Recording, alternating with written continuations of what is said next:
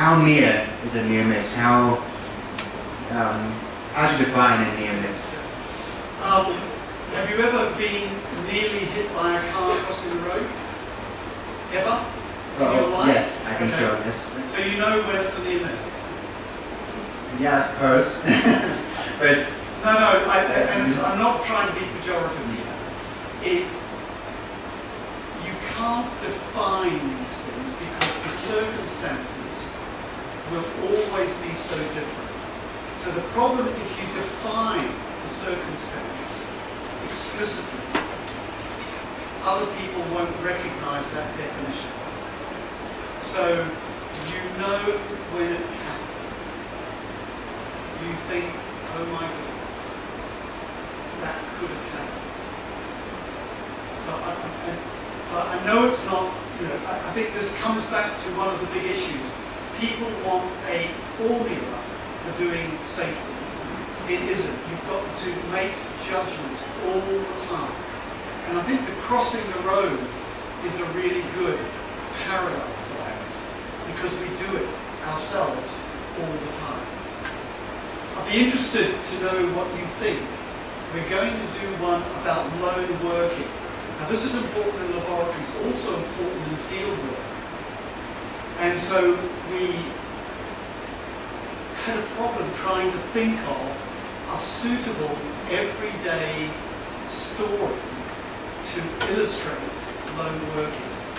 Now, you know the Boy Scouts and the Girl Guides. You have them in Thailand, right? So when they go in the mountains, they go in a group of 3 because you have an accident, I stay with you, and you go for help. So we're going to use hiking in the mountains as the parallel for lone working. The chance of somebody getting hurt is small. It's low risk. But if you do get hurt, somebody has to be there to help you. And there's a very famous, he's a Spanish chemist who enjoyed going into the mountains at the weekend. And he told me this himself. It was near Madrid, it was in January, it was bad weather, but he enjoyed going in the mountains, he enjoyed being alone and thinking. But he had to get back to help his daughter study for her mathematics exam. So he cut a corner and he slipped off a waterfall, fell about 10 meters, broke his shoulder, was unconscious. Fortunately, the water was about this deep. His face was like this. And he was out all night. It was cold. He was wet. He had a broken shoulder, but it was dark. And he lived. So we're going to use him to say, this happened to me. And his wife now insists when he goes out, he has a dog. Because dogs never fall over, right? So the near miss is, and if you introduce near miss reporting, Taria, you hit the nail on the head. If it doesn't increase, it's not working.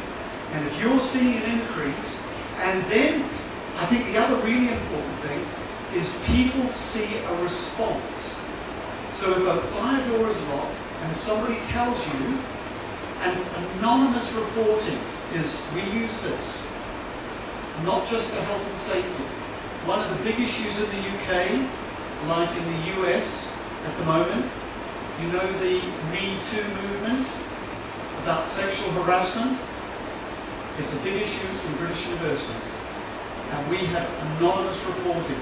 And the first university to do it was Cambridge.